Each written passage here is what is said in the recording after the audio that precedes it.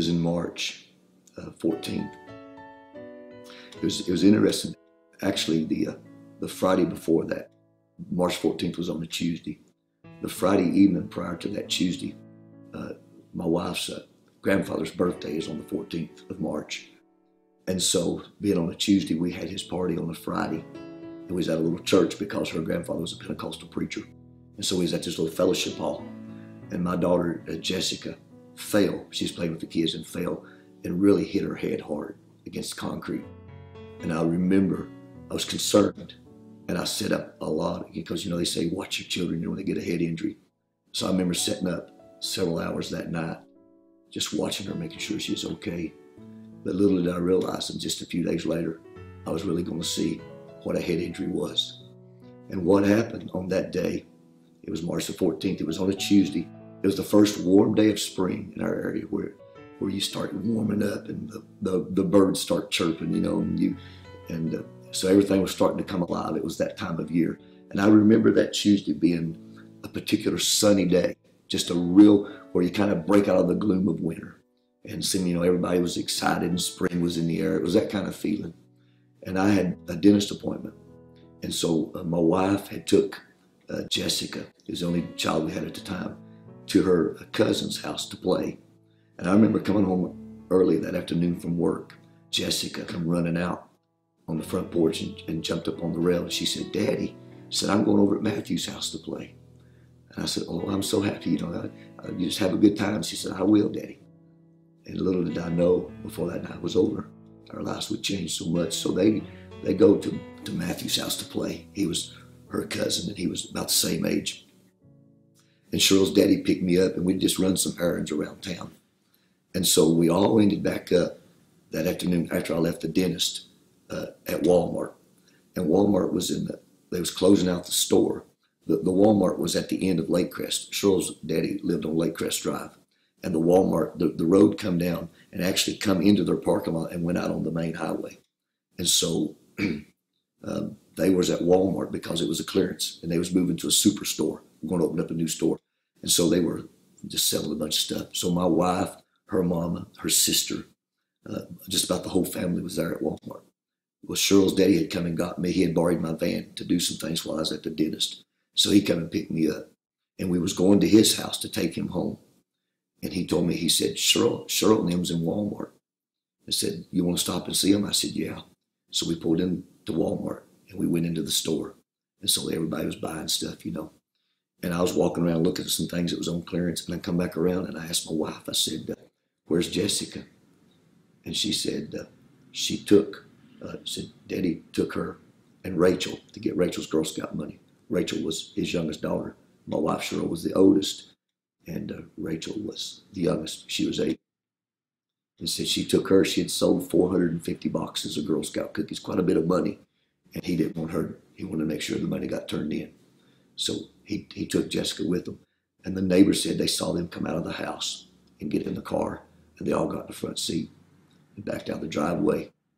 And it was about 2,000 yards from where they live. Go down the hill and around the curve and down the hill. And there was a railroad tracks. And at 5:45, he somehow got in front of the train. And the train struck the car on the left side, right about the tire, where the tire was. Well, I had, my jaw was numb from being at the dentist. And so I looked around and didn't really find anything that I wanted much. So I told Cheryl's sister Yodi that I would watch her little girl, Caitlin. She was about 11 months old. And so I was holding her in my arms in the foyer of the Walmart. And I looked out the window and I saw all these ambulances. I saw this big crowd, red lights, blue lights, all these lights flashing. I thought, my goodness, there's been an accident. So I was looking at it. I could see it from where I was at. And directly this little girl come running up. And there's a woman standing over next to me. And the woman said, what's going on? And the little girl said, a car has been struck by a train. I said, there's a baby out there on the ground. I said, it's bleeding everywhere. I said, its mama's being killed. And I said, I remember I was holding Caitlin in my arms and I said, Father, whoever's family this is, have mercy on them during this time, God. Just be with them, strengthen them, help them, Lord. And it wasn't but a few minutes. my wife come up to me, and she said, "You need to go to the tracks. There's been an accident." Said, "Daddy's been involved in an accident." And I said, "No, it was a baby and her mother," because that's what the little girl said. And I remember the woman telling the little girl, she said, "Just don't say no more, just be quiet." And my wife said, "No," said, "You need to go," said, "It's Daddy and them." So there I was praying for whoever was in the accident. In reality, I was praying for my own family and didn't even know it. So I handed Caitlin to my wife, and I took off running. And I'll never forget, the closer I got, the more scared I got. I crossed the tracks. They had broke the train and moved it apart. And I run across the tracks and down to where the accident was. And the car was there. And there was a tarp over the car. And I remember seeing their shoes laying on the ground. I remember seeing some pieces of clothing on the ground, just personal belongings, stuff that was in the car, tapes and stuff just scattered out. But I didn't recognize the car. And I thought, it just wasn't real. And I kept looking and I thought, is this really our family? Because the car just didn't look like the car.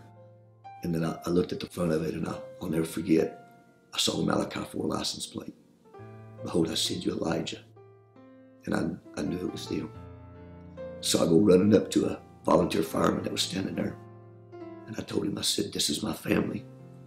I said, can you tell me anything about this accident?" I said, "This is my family." He said, "Sir, I'm not allowed to tell you nothing." And I said, come on, man, you've got to tell me something. This is my family."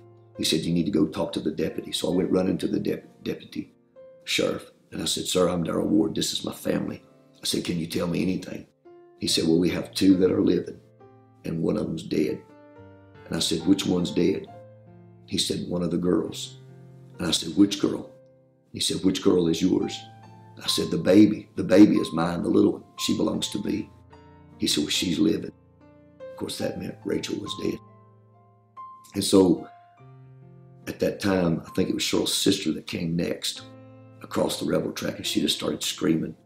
And I remember going back and just grabbing her and just holding her up close to me, and I said, it's going to be all right, it's going to be all right. And then I think next was Cheryl's brother, Brian, he come. Next was Cheryl's mama, she come. And the last was my wife. And she was just beside herself. She was going hard, "Where's my baby? Where's my baby? Where's my baby?" And I kept telling her, I said, "She's alive, she's alive." So there was an ambulance there. The reason they had the tarp over the car was because Rachel's body was still in it. Rachel, she was 8-year-old, beautiful, beautiful little girl. And her foot had got caught up in the dash, and it trapped her foot, and it kept her from being thrown from the car. And so her body was laying underneath the steering wheel, and her blonde hair was kind of hanging out of the door of the car. And she had suffered a broke neck. The impact of the train hitting the car had jerked her neck and actually broke it. It's a quite common accident from a train-car collision. So they say she died on the impact from a broke neck. So that's why they had the tarp over the car. And so they had an ambulance there for Rachel's body, and they'd already took my little girl, and they'd already took Homer to the hospital by ambulance. By the time I had got there, they was already gone. And so I asked them if we could use the ambulance for my family. So I put my family up in the back of the ambulance, and we prayed. And I remember praying to the Lord, and I said, "Father, you bring us to your banquet table, and your banner over us is love. And no matter what happens in our life, we know that you love us simply because you said so. So we just trust you." So we just had a prayer with the family, and they went on to the hospital. I went back to Walmart. In those days, there wasn't too many cell phones. And I went back to Walmart and used a payphone and called my brother-in-law. Told him, I said, "I need your help. There's been a bad accident. Rachel's dead. Homer and Jessica's in bad shape." And so he said, "I'll come." And so by that time, words just one to the other. By the time we got to the hospital, it wasn't an hour or so. There was over 200 people there. They come from everywhere to the waiting room. And a nurse come to me and said, "Mr. Ward, could you ask some of these people to leave? We got no room to fill up the whole emergency." And I said, "Ma'am, these people come down here to be with my family." I said, how can I ask them to leave? And so that's kind of where we was at that time. Good evening, and thanks for joining us. A tragic story leads our news tonight. A Kingsport man and his daughter are dead after their car collided with a CSX train. Officials with the Sullivan County Sheriff's Department say the accident happened just before 6 o'clock tonight on Lake Crest Drive in Colonial Heights. Deputies say 56-year-old Homer Arnold was on his way to Walmart with his 8-year-old daughter Rachel and his granddaughter 2.5-year-old Jessica Leanne Ward of Jonesboro. Police say Jessica Ward is in critical condition tonight, and police also say no one was wearing their seatbelts and Jessica was not in a child restraint seat. This accident remains under investigation. The neighbors said they saw them get in the front seat. They said they wasn't wearing seatbelts. My wife's a registered nurse, and so we was very conscientious about our child being in a car seat. Jessica had never rode with her grandfather by herself. She had never been in a car without a car seat. It was the first time ever she'd ever got into a car without a car seat. And so they were coming back. She was sitting in the front between Homer and Rachel. And as I said, he pulled up the train, struck the car on the driver's side. The gentleman driving the train was a Baptist preacher. He worked for a railroad. And he told me later, I talked to him, and he told me that he saw the car stop, and he saw Homer look both ways. He said then he just looked right up at him. He said he just pulled right out in front of me. He said the last thing I seen was him looking at me. And because he sits up so high in the car passed out of his view right before it struck the train. The train struck it because of the height, you know.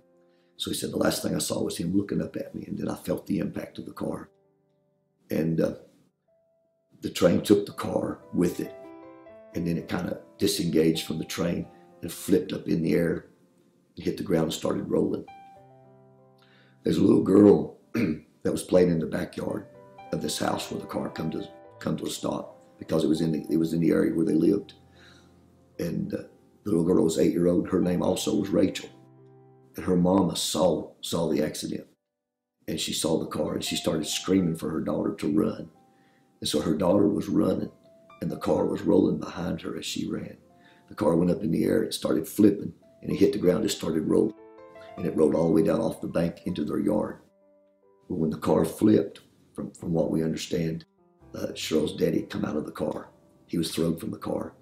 He landed on his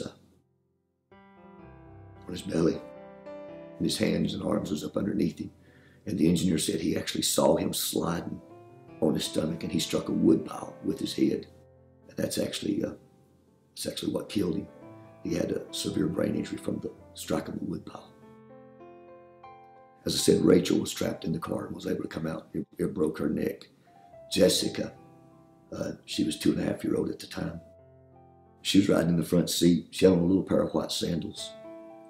And when she come out of the car, she come over the seat into the back of the car and took out the left rear window with her head. She actually busted out that glass with her head. And she was thrown 60 foot from the car, and she landed on top of a breather, because when the train struck the car, it just exploded, and pieces of the engine actually turned the engine around sideways in the car. It hit so hard.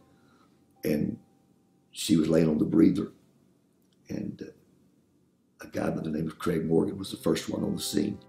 And he said when he went to where Jessica was, she was laying there, and he said, I got her off the breather because it was burning her. He said when I kind of eased her off of it, said her eyes was literally spinning in her head. So when the emergency people got there, Jessica was only breathing like 3 times a minute, very shallow breaths. And so they took her in the ambulance, and they tried to intubate her. Well, on the way to the hospital, she vomited and sucked it into her lungs. So by the time Jessica got to the hospital, she had aspiration pneumonia.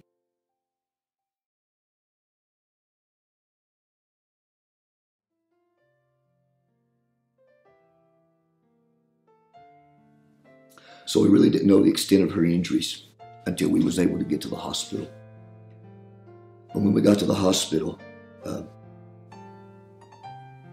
remember them letting us go back. And we passed the room Cheryl's daddy was in. And I just remember seeing the blood. It was just everywhere. And I remember my wife saying, "That's my daddy's blood." So we went on past that cubicle down to the next, and there was Jessica. I can see her, just a little old thing, little blonde hair. She had leaves in her hair. Her little face was bloody. They had a neck collar on her. Of course, she was intubated. When I walked in, a doctor friend of mine that I worked with because I worked in surgery, I looked up and I saw him.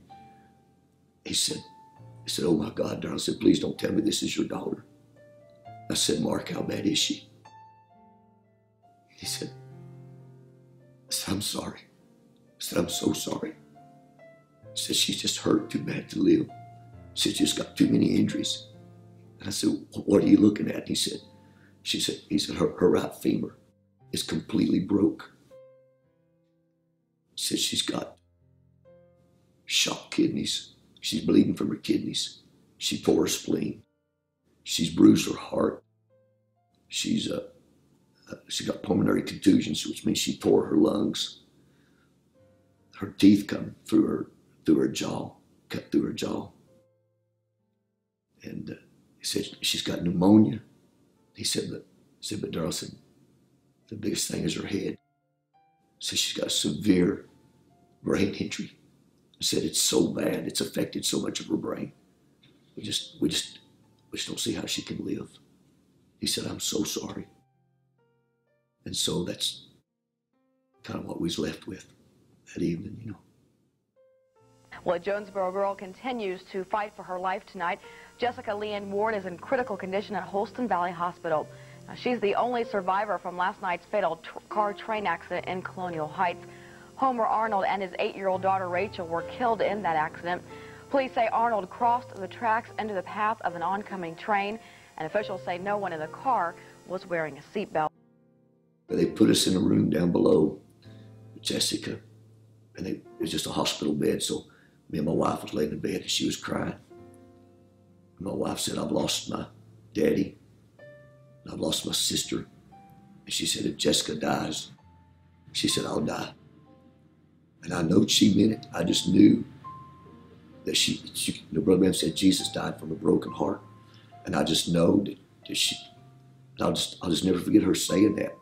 And I just turned my face to the wall. And I'll never forget, I just cried out from the depths of my heart. I said, Father, what are you doing? I said, you're tearing me to pieces. You're taking everything away from me. And I was just crying. And I looked, and it was like watching a movie. I saw myself, and I saw my wife, and I saw Jessica walk out on the platform of our church, and Jessica had on a new dress. It was just like looking at a video. It was just that real. And I kept that with me throughout the whole ordeal. And by God's grace, right before we come home from the hospital, as a sister from our church brought Jessica a new dress, come all the way to Chattanooga, gave it to her. And that's what we wore in the morning we come back to church. And we come out on the platform, it was me and Cheryl and Jessica with a new dress. It's exactly what I saw. The morning of the funerals, they come and got us. And they said, the doctor needs to see you. And I went running in, it was Ray. It was a friend of mine named Ray. I said, what's going on, Ray? He said Jessica's lungs collapsed. I said, well, she's chewing gum. I said, we think she's sucked chewing gum into her lung. It's caused her lung to collapse. And I said, I don't know if she's chewing gum or not. She's with her grandfather, I don't know. And he said, well, we need to go get the gum. We need to get it out of her lung, get her lung back up. And I said, Ray, I gotta go bury my family. I said, can it wait till after the funeral? He said, no. I said, we need to go now. And I need your permission. So I signed the permission slip and I went out to a payphone and I called my brother. And I said, Dwayne, they're wanting to take Jessica to surgery. I said, I got to go do the funerals and I got to be at the funeral. I said, I don't want her to be down there by herself. I said, I know you want to go to the funeral. I said, but would you come? He said, I'll come and sit with her. You don't worry about it. I'll sit with her. And so I hung up the phone and I went to a window. And I just felt like the whole world was on my shoulders. I'll never forget how lonely I felt.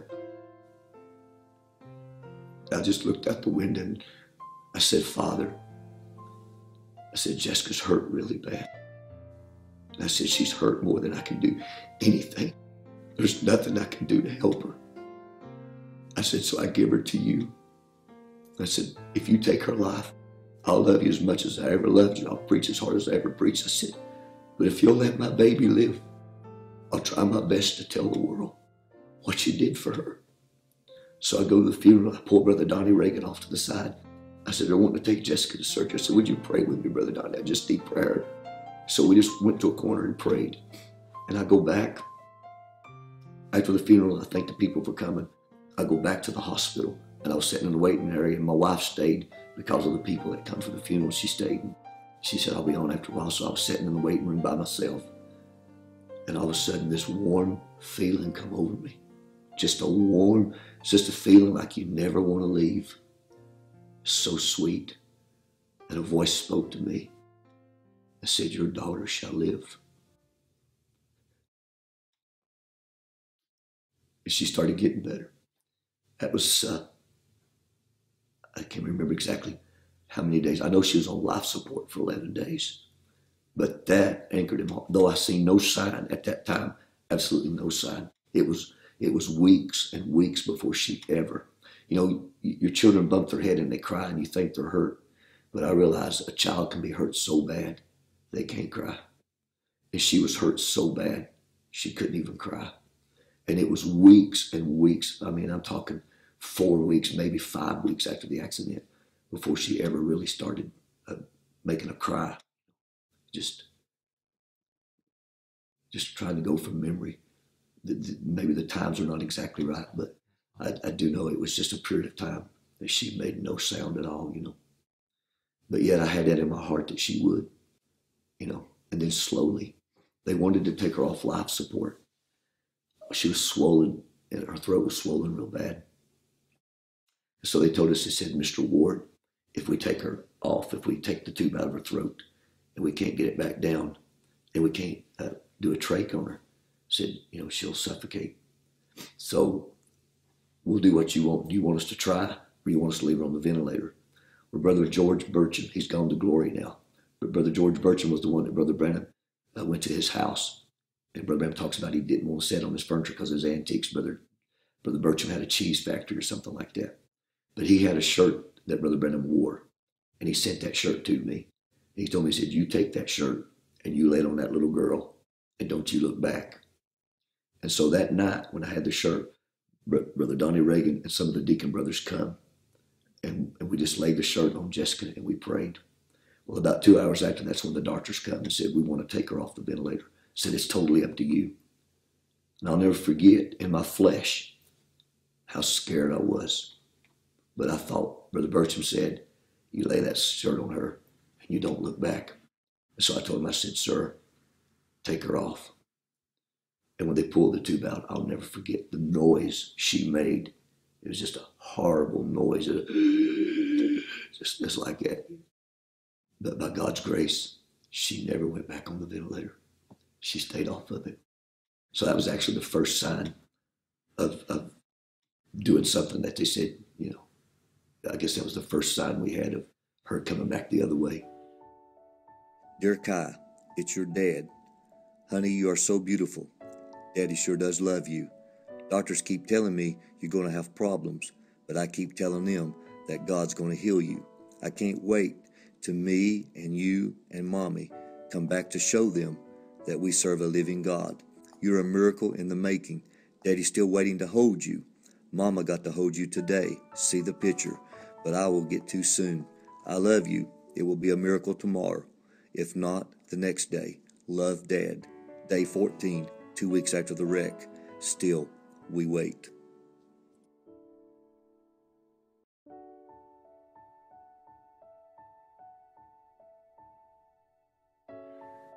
One thing sticks out in my mind, and I forget exactly what part of the experience that it was, but Jessica was unable to swallow because of a brain injury. She had a severe brain injury that it involved the occipital lobes, which knocked out her vision.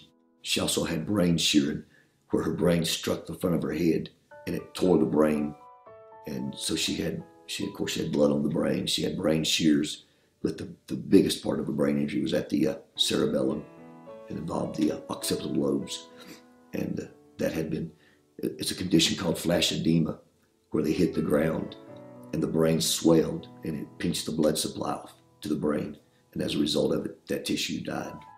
So on the MRI, it was just a black spot, just like, about like an orange, I guess, in her little brain.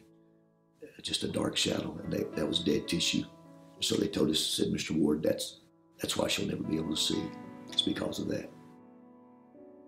So she was unable to swallow also because of the brain injury. And her saliva would just run out of her mouth. And it made my wife real nervous because she constantly stayed wet. Her hair constantly stayed wet. She had a cut on her cheek, which it stayed irritated from the saliva where the glass had cut her. It's actually the only visible scar that she has. The glass that cut her head is up in her hairline. She's got a hole in the back of her head that you can put your finger in. Even today, you stick your finger back there and feel the hole. We didn't even know she had that until weeks after the accident before we ever realized she had that place in the back of her head. But they never really addressed those things because they never really thought she would live. And so one thing was with the swallowing, and it really made my wife nervous. And I noticed one evening my wife was really down. So I told her, I said, honey, why don't you go home tonight and get some rest? And it was about just a few minutes, maybe 2 minutes before midnight. And they had come in because Jessica had pneumonia. They was giving her treatments. And so they was giving her treatment, and just all of a sudden, Jessica goes like that. And when she does, she started swallowing. So the next morning, my wife called and she said, how's she doing? I said, she's doing better. I said, she started swallowing last night. And my wife just started crying. And she said, I was so down. I said, well, I could tell you was. She said, because I had prayed and asked the Lord because it made me so nervous. Her saliva, just running out of her mouth, and said, I asked the Lord, would you let her swallow before the night was over? And she said it was getting late and it just looked like it wasn't going to happen. And she said, I was just down. But God honored her prayer. And just before the end of that night, he let her swallow. She started swallowing. You take so much for granted. But when you see your baby swallow, it's such a wonderful thing. I remember telling my wife, I said, if we had 2 yachts, if we had a summer home and a winter home, what good would it do us now? Our baby laying here like this. I said, I'd give the shoes off my feet just to hear her say, I love you, Daddy. And so one thing I learned, that the only 2 things really matter in life is your family and your walk with God. Because everything else, you can be the richest man in the world, but if your baby's laying like that, what good's your money? I learned a valuable lesson that evening, just how precious family is.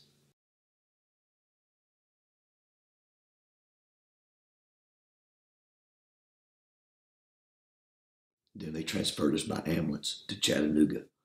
She stayed there, which was a rehab hospital. The reason we chose Siskin Hospital to rehab, the Siskins were Jews. And one of the Siskin brothers had crushed his leg because they were steel mill workers. They owned steel, Siskin Steel. And he had crushed his leg in an accident, and they was wanting to amputate it. And he prayed to God and told God, if you'll spare my leg, I'll build a rehab facility with my money for people who has accidents and stuff like that. And God spared his leg. And he was true to his word and built that hospital. Well, when they come to me and told me that's how Siskin Hospital got started, I said, that's where we want to take her. Because we had a choice of several different places. But when I saw the hospital was built on a miracle, I thought that's where I wanted to be. I wanted to be. And one thing I learned, when we got at Hostin Valley, because that's where the accident happened, I don't want to say it like this, but it was like we were celebrities. We was the family that the train struck the car. People passed us in the hallway, and I remember hearing people say, that's that little girl's daddy. You could hear them and pass, because it was in the newspapers, it was on the news, it was everywhere, what had happened. But when we went to Chattanooga, we was just another person that something bad had happened to. The boy across from us, his father put him in scalding water and burned him. Kid down below us broke his neck in a car wreck. The kid up above us broke their neck in a car wreck. So everybody there, something about it. So he was just another statistic, But I'll never forget that when we was there, even though we was there with other people that bad things had happened to, I felt like we were different because I felt like we had the cream of the crop praying for us. When you got God's people praying for you, something good's got to happen,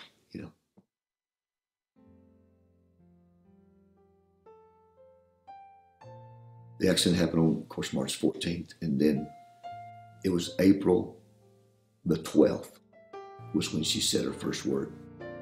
We'd already been transferred to Chattanooga.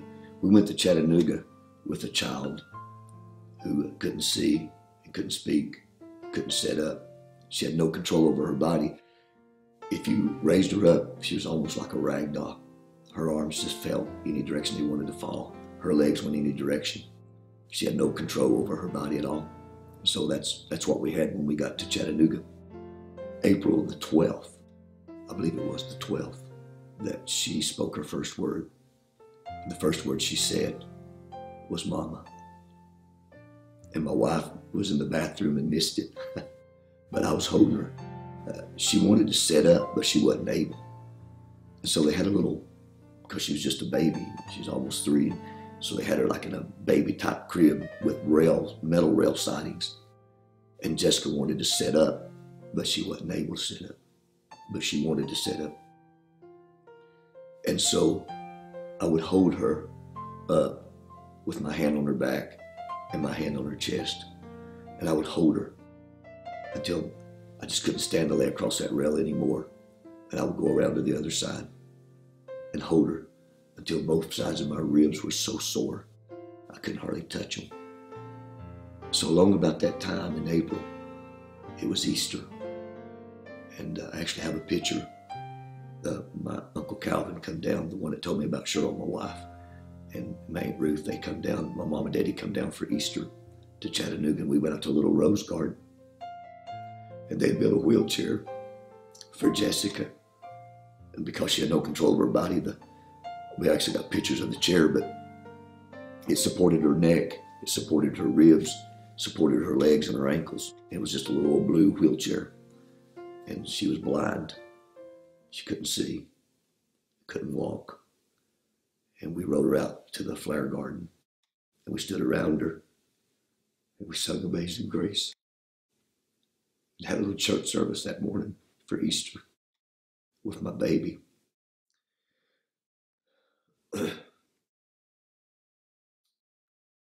That was the time, that they was telling us, Mr. Ward, this is what you're going to have. Your daughter will never go to public school. She'll never be able to walk. She'll never be able to see because of the extent of her injuries. Her leg had completely healed. I told you she had fractured her right femur. They put a pin in it and a weight to line the bone back up. And the bone had actually healed. Her leg completely healed, took the pin out before she ever come out of the coma. She was never, ever aware that her leg was ever broke. It had already completely healed. So they told us, this is what you're going to have. I remember they took us down. They took me down to a room, set me in front of a panel of doctors. And they said, Mr. Ward, we're just a little bit concerned, because we think that maybe you're not looking at it rational. Because I kept talking about her seeing again and walking again. And so I said, we're just a little bit concerned. So we want to make sure we're on the same page. And said, what are you expecting? What do you want from your little girl? What's the outcome? What are you looking for? And I told him, I said, sir, they's all sitting across from me. Their pins in their pocket and their white coats, And I said, I don't care if my daughter's ever the president. I really don't care. My daughter ever flies a jet plane. I really don't care. I don't care if she does or don't. It don't matter to me. I said, but all that I want her to do is just be normal. I just want her to laugh. And I want her to sing. And I want her to jump. And I want her to run. I just want her to be what God made her. That's all I'm wanting. Just for her to be normal. It was long about that time that she started making recovery where she could speak. It was April the 12th. She said her first words. Once she started talking, a lot of the things started coming back pretty fast. She started recalling people's names, but she talked real slow. She would say, I love you, Mommy, like that. Her voice was real raspy. Where's Mommy work? Yes. And so I would give her, I just couldn't stand thoughts of my baby being blind. And I know that God had provided a lamb for her eyes. And I know that, you know, in the old Bible days that they used lambs for seeing eye animals, like they use a dog today. In those days they used a lamb. And so I know that blind Bartimaeus had given his lamb to God. And Brother Branham said when blind Bartimaeus gave his lamb to God, then God gave him a lamb. And so I started reading Isaiah 53 every morning to Jessica in the hospital. And I'd say he was wounded for Jessica's transgressions, and by his stripes Jessica's healed. And so I told her, I said, Jessica, do you see your daddy? And she said, no, Daddy, I can't see you. And I said, but you will. I said, you will see Daddy again, because God provided a lamb for your eyes. And so every day I'd sit her on my lap, and every day I'd ask her, can she see me? And I remember her little hand. She'd take it, she'd rub my face, and she'd say, you're such a pretty daddy. But she couldn't see me. She'd feel my watch, and she'd say, that's a nice watch, Daddy. But it just, my heart just, I didn't want her to be blind. I kept telling her, I said, honey, you'll see Daddy again. I said, you'll see me again. And I'll never forget one day. I said, Jessica, do you see Daddy? I'll never forget what she said. She said, not yet, Daddy.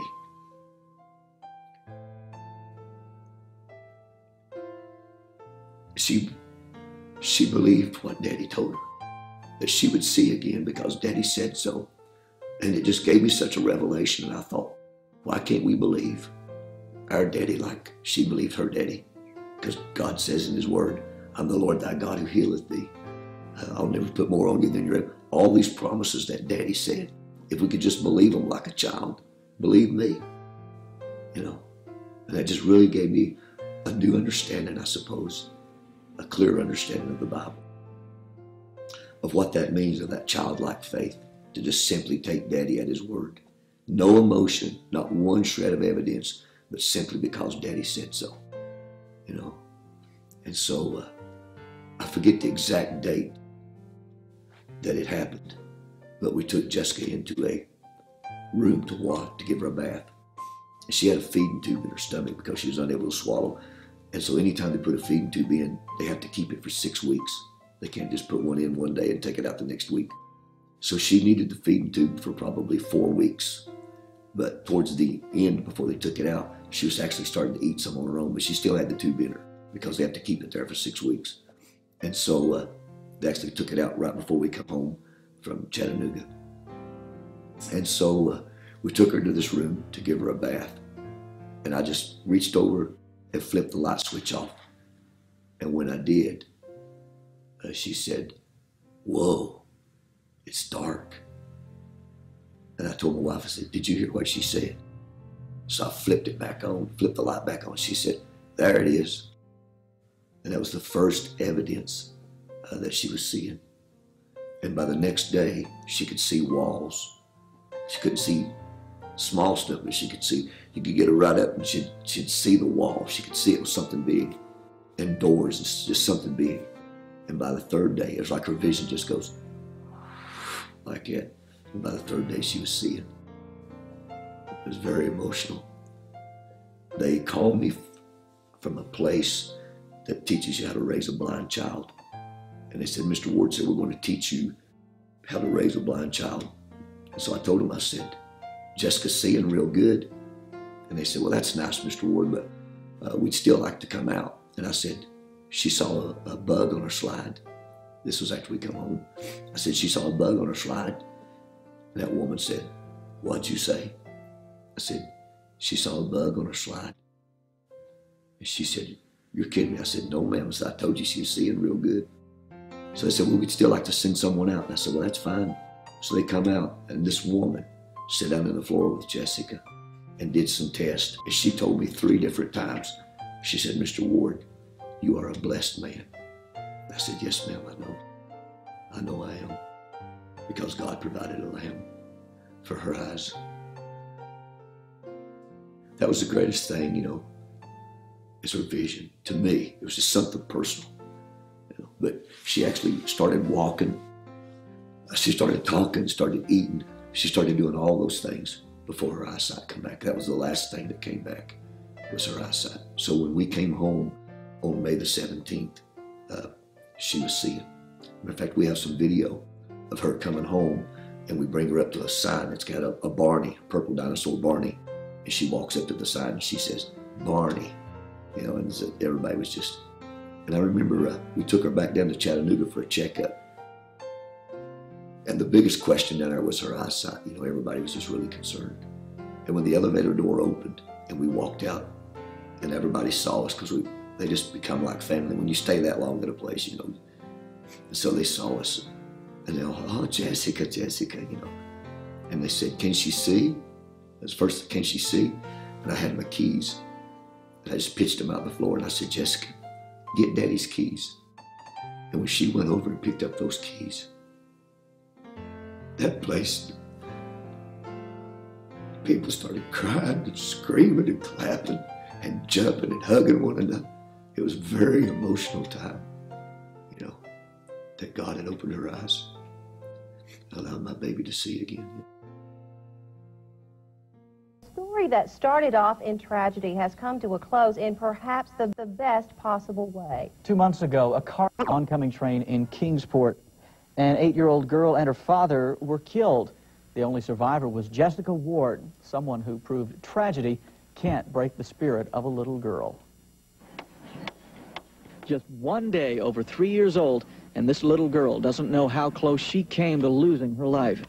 In fact, she doesn't even remember the accident that killed her grandfather and her 8-year-old Aunt Rachel 2 months ago.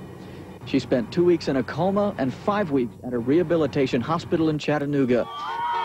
But finally, the road to recovery led little Jessica back home. There she is. The day we come home, they had all kinds of news people out there. Jessica, her story, they started calling her the Miracle Girl from Chattanooga, and it just stuck with her. And they did several television short stories of Jessica and her recovery, and they called it the Miracle Girl. And so when we come home, they had banners that said, "Welcome home, Miracle Girl," and different things like that. The people in the community were so good to us. Pizza Hut sent just a ton of pizza up to the house free for all the people that come to welcome Jessica home. The local grocery store sent flowers for us just to fix up the house, so when we come home it would look nice. And people had mowed our yard and did our yard land. I mean, people were just so good to us during that time to help us and stuff, So when we come home, it was just, I can't describe to you how it felt to be home. And so as she started recovering, every day she just kept getting better. And when we first come home, she could walk, but she had to do it with assistance, and we had to help her. And that slowly just kept, she actually come home on a walker, but it wasn't no time after we was home that the walker was gone. And one day, she's probably maybe 4 or 5, she's out in the yard, and I was out in the yard with her, and a car come down, and it started slowing down, and anytime a car slows down, your kids is in the yard, it perks your interest, So I was kind of watching to make sure it wasn't somebody gonna grab her or something, And so they got down and they blowed the horn and they waved at her, like this. And then they waved at me and they went on, and I waved back. And I just got to thinking about the story in the Bible about Jairus and his daughter, and how that the Lord Jesus had gave Jairus' daughter back to him. And it just dawned on me, I could just see it in my mind, somebody walking by Jairus' house, and there was this little girl out in the yard, and they stopped and waved at her. And it just struck me, I cannot tell you. I just started worshiping the Lord with the same Lord Jesus that come to Jairus' house and gave him his daughter back. That same Jesus come to my house and gave us Jessica back.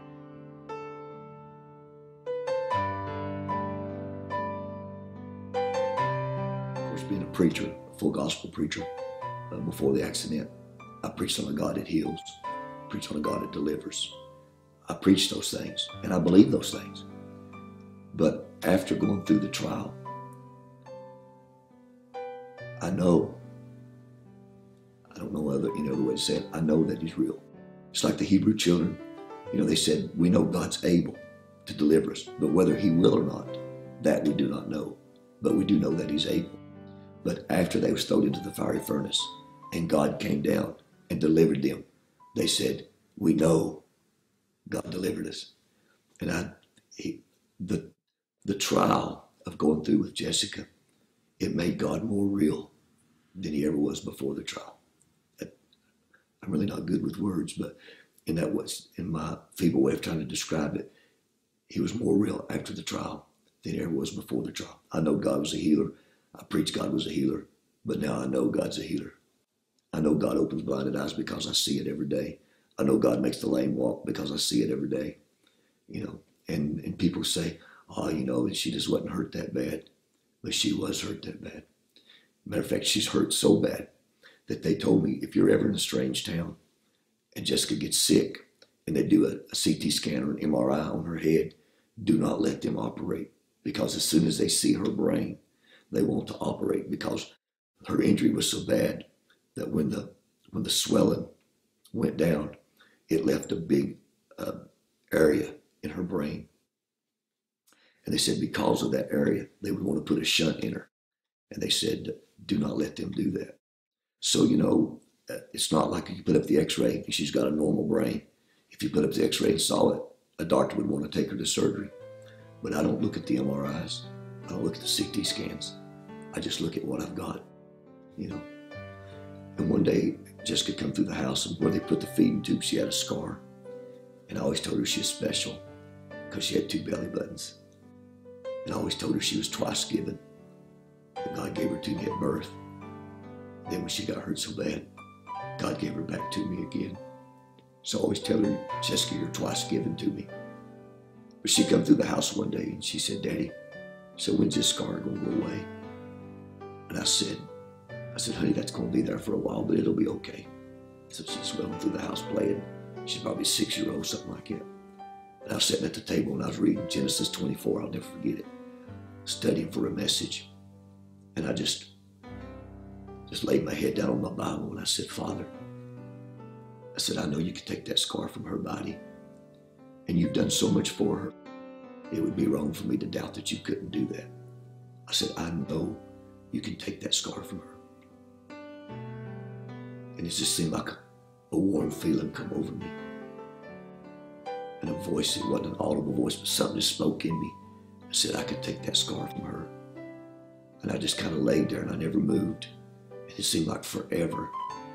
And all of a sudden I felt that come on me again. Something said, I could take that scar from her, but I left it so that every time you see it, it'll remind you of where I brought her from.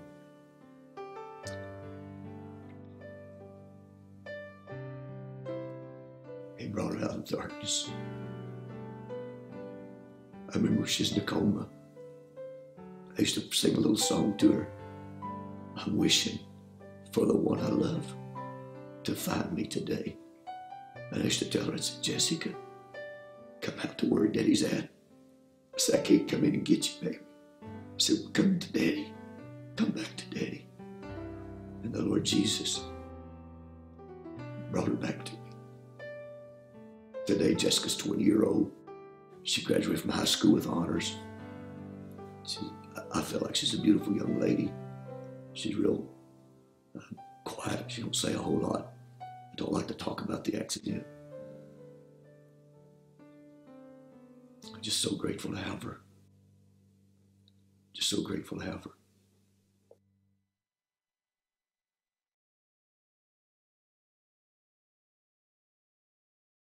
I know my daughter was left in darkness. I know the doctors told me she'd never see again. They told me there was nothing they could do. And I seen my God bring my daughter out of darkness. And I know no matter what a person faces, whether they be bound or in decisions or confusion in their mind, whether it be mental trouble, marital trouble, financial trouble, church trouble, whatever darkness that they would feel like they was in, where there was no hope of ever getting out, I know that God is able to turn on the light. I know He can bring us out of darkness. He brought my daughter out of darkness without a doubt in my mind. When you have them tell you there's not one thing you can anchor to, and then you look and see He's the anchor and see Him come and do what He said He would do when you believe Him. And so that would be my desire. I know after the Lord had moved for Jessica, we got, I don't know how many phone calls from people who told me they were blind. And some of them played instruments in church, and they said, I just want to see so I can play the piano for the Lord. So I told him, I said, I'm no healer. Only God can heal. But I will pray to the God that opened my little girl's eyes. If He opened her eyes, I know He's able to open yours. And so that's what I would say, that no matter how dark it is, there's a man who can turn on the light.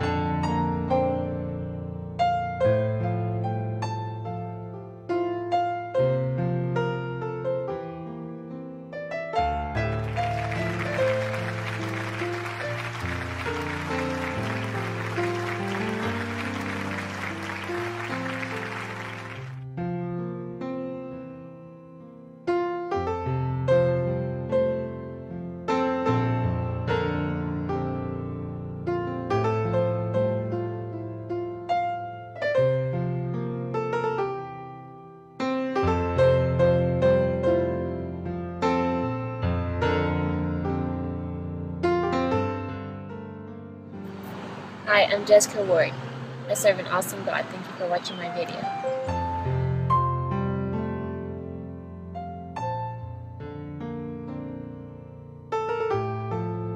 Doctors keep telling me you're going to have problems, but I keep telling them that God's going to heal you. I can't wait till me and you and Mommy come back to show them that we serve a living God.